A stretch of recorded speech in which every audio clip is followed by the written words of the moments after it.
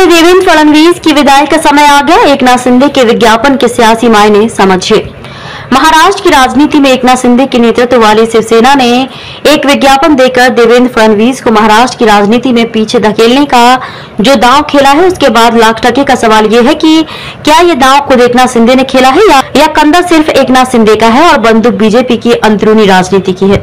इन सवालों का जवाब जानने के लिए हमने एकनाथ शिंदे के करीबी लोगों से बात की। नाम न छापने की शर्त पर शिंदे के करीबी ने बताया कि जिस तरह से बीजेपी के कुछ नेता राज्य के एक बड़े बीजेपी नेता के इशारे पर एकनाथ शिंदे को उनके प्रभाव क्षेत्र थाने में घेरने की कोशिश कर रहे हैं।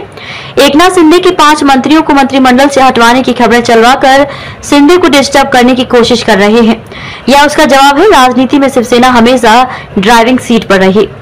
एकनाथ शिंदे की करीबी ने कहा कि महाराष्ट्र की राजनीति में शिवसेना हमेशा ड्राइविंग सीट पर रही है, लेकिन 2014 के बाद यह स्थिति बदल गई थी। एकनाथ शिंदे उस ड्राइविंग सीट वाली स्थिति को वापस पाने की कोशिश कर रहे हैं। शिव सैनिकों को अपनी ओर खींचने के लिए भी यह स्थिति बनाना जरूरी है। एकनाथ शिंदे गुट का आकलन यह है कि कर्नाटक की हार के बाद बीजेपी के शीर्ष नेतृत्व को इस बात का अंदाजा हो गया है कि 2024 चुनावों से पहले एनडीए को मजबूत करना जरूरी है। इसी के तहत महाराष्ट्र में शिवसेना शिंदे, तमिलनाडु में एआईएडीएमके और कर्नाटक में जेडीएस के साथ मिलकर बीजेपी का शीर्ष नेतृत्व विशेष रणनीति बना रहा है। एकनाथ शिंदे इस स्थिति का लाभ लेने की फिराक में ही शिंदे अपने मन में ये सब नहीं कर सकते। अब सवाल ये है कि क्या शिवसेना शिंदे ने बीजेपी के शीर्ष नेतृत्व को विश्वास में लेकर ये दांव खेला है।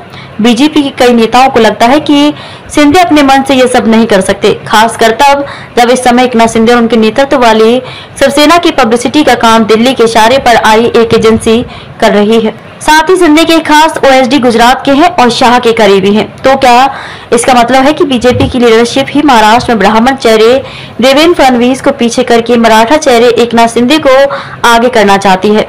सवाल ये भी है कि क्या ये फडणवीस को महाराष्ट्र से हटाकर केंद्र में ले जाने की प्रक्रिया की शुरुआत है। आने वाले वक्त में इन सवालों का जवाब मिलेगा।